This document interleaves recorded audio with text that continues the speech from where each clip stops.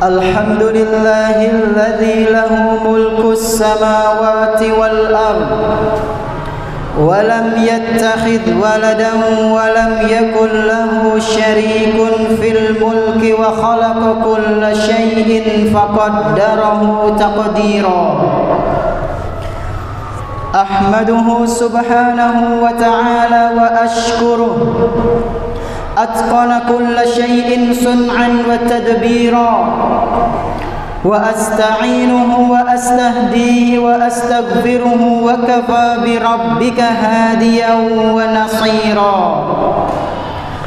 وأشهد أن لا إله إلا الله وحده لا شريك له لم يزل عليا كبيرا وأشهد أن محمدا عبده ورسوله خير البرية ومجدد الحنيفية ورافع لواء الوحدانية ومحطم كيان الوثنية أرسله إلى الثقلين هاديا ومبشرا ونذيرا صلى الله عليه وعلى آله وأزواجه الذين أذهب عنهم الرجس وطهرهم تطهيرا وأصحابه وأتباعه سلم تسليما كثيرا أما بعد فيا أيها المسلمون اتقوا الله حق تقاته ولا تموتن إلا وأنتم مسلمون. Jamaah salat Jumat rahimani wa rahimakumullah. Marilah kita tingkatkan ketakwaan kepada Allah Subhanahu wa taala dengan sebaik-baik takwa. Menjalankan apa saja yang Allah Subhanahu wa ta'ala dan Rasulnya perintahkan, dan menjauhi apa saja yang Allah dan Rasulnya haramkan. Bersyukurlah hanya kepada Allah Subhanahu wa ta'ala atas segala kenikmatan yang telah Dia berikan kepada kita semua, dan bertaubatlah hanya kepada Allah Subhanahu wa ta'ala atas segala dosa-dosa yang sering kali kita lakukan di setiap harinya.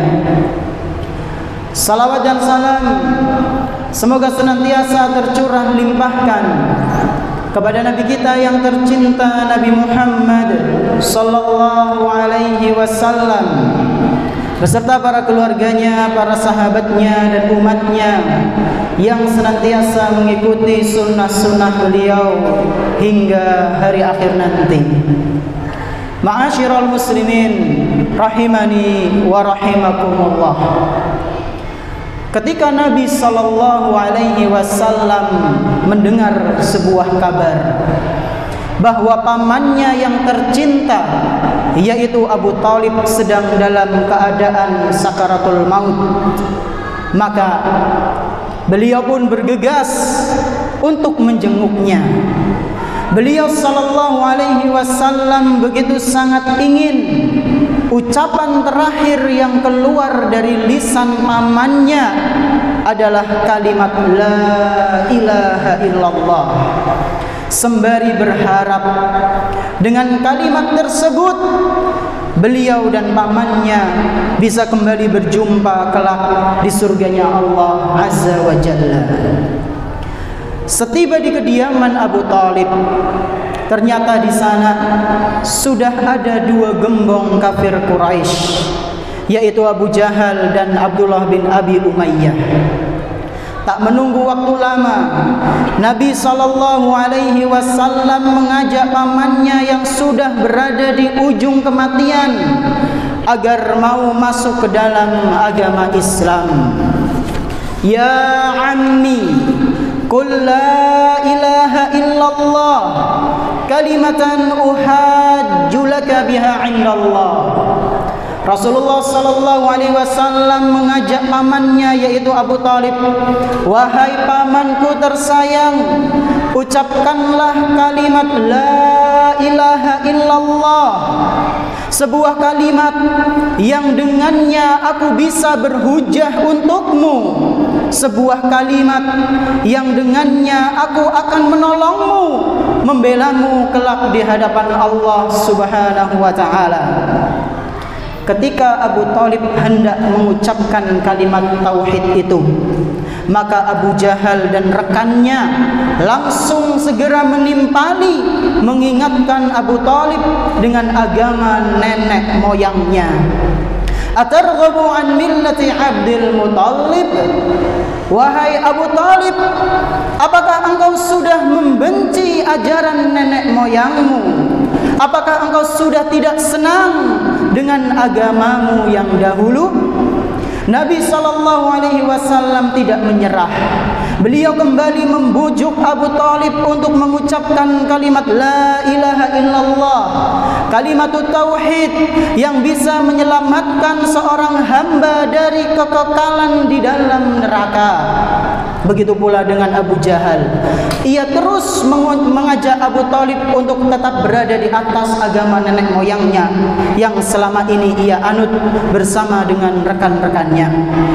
Hingga pada akhirnya Abu Thalib pun menolak untuk mengucapkan kalimat la ilaha illallah dan lebih memilih untuk berada di atas agama nenek moyangnya.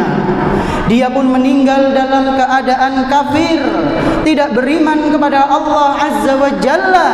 Dan pada saat itu pula Rasulullah sallallahu alaihi wasallam, manusia yang paling mulia di muka bumi ini, manusia yang paling lembut hatinya di muka bumi ini, merasakan kesedihan yang sangat mendalam, merasakan pukulan batin yang begitu sangat menyakitkan. Beliau menangis, meneteskan air mata karena pamannya yang tersayang, pamannya yang tercinta, pamannya yang selama ini membela beliau, melindungi beliau dalam mendakwahkan Islam, ternyata meninggal dalam keadaan tidak beriman kepada Allah Subhanahu wa taala, yang mana hal ini menunjukkan bahwa tidak akan ada lagi pertemuan bersamanya kelak di akhirat. Ketika itu Nabi sallallahu alaihi wasallam berusaha terus memohon ampunan kepada Allah untuk pamannya yang tercinta. Beliau mengatakan, la astaghfiranna laka ma lam unha anka. Wahai pamanku, sungguh aku akan senantiasa terus menerus memintakan ampunan kepada Allah untukmu selama Allah Subhanahu wa taala tidak melarangku. Namun ternyata hal tersebut dilarang oleh Allah Subhanahu wa taala. Allah Subhanahu wa taala menegur nabinya. Allah tidak berkenan orang kafir yang sudah meninggal dimintakan ampunan untuknya. Allah Subhanahu wa taala berfirman, "Ma kana lin-nabiyyi wal-ladzina amanu an yastaghfiru lil musyrikin walau kanu uli qurba min ba'di ma tabayyana lahum annahum ashabul jahim." Tidak patut, tidak pantas bagi seorang nabi, dan tidak pantas pula bagi orang-orang yang beriman memintakan ampunan kepada Allah untuk kaum musyrikin, untuk orang-orang yang mempersekutukan Allah, meskipun mereka adalah bagian dari keluarganya, di mana telah jelas bagi mereka bahwa orang-orang yang berbuat syirik itu ada di dalam neraka Jahannam. Al-Quran Surat At-Taubah ayat ke-113. Barakallahu li wa lakum fil Qur'anil azim wa nafa'ani wa iyyakum bihadyi sayyidil mursalin. Aqulu qawli hadha wa astaghfirullaha li wa lakum wa li jami'il muslimin fastaghfiruhu innahu huwal ghafurur rahim.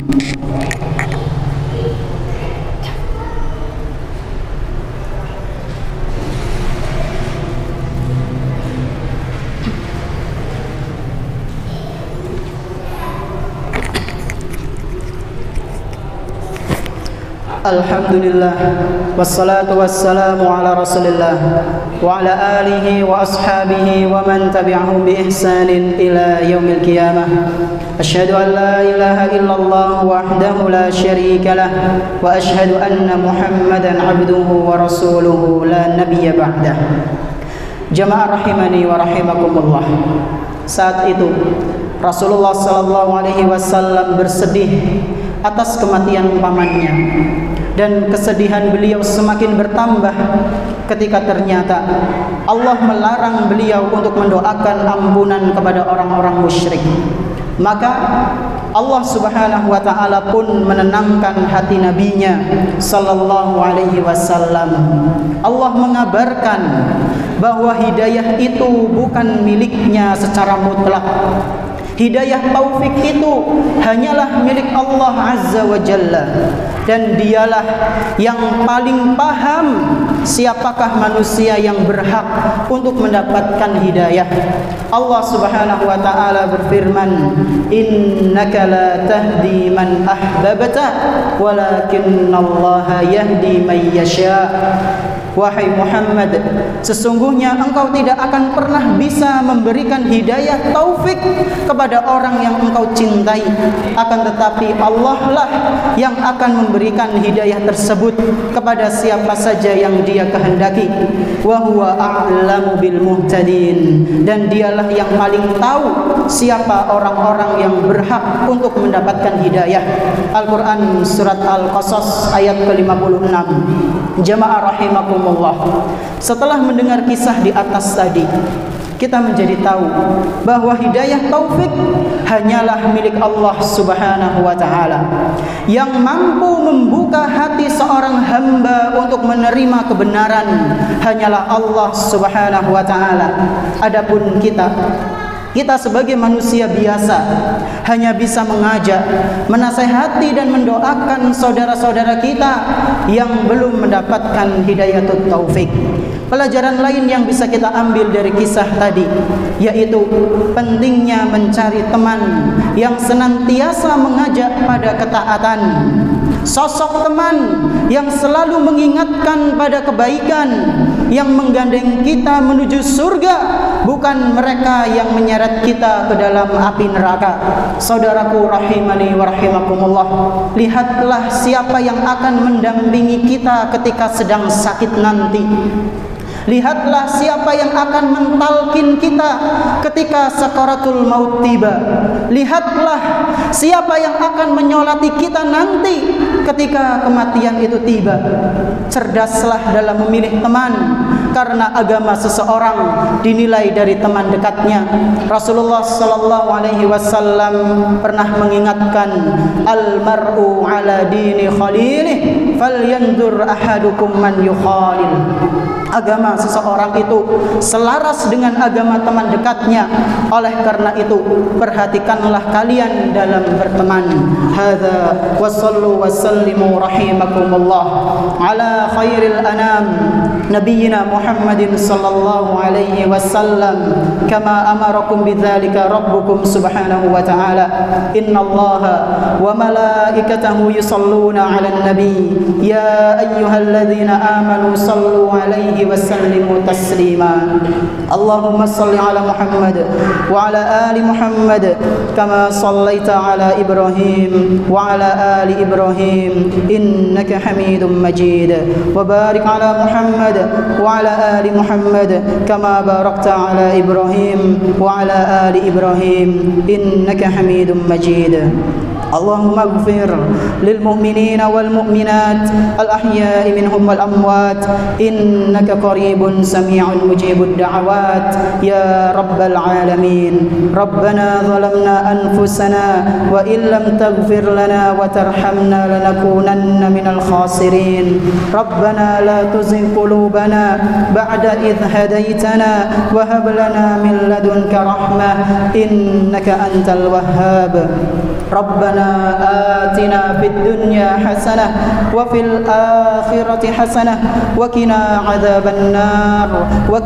عذاب النار وصلى الله على نبينا محمد وعلى آله وأصحابه ومن تبعهم بإحسان إلى يوم الدين وآخر دعوانا الحمد لله رب العالمين. أقم الصلاة.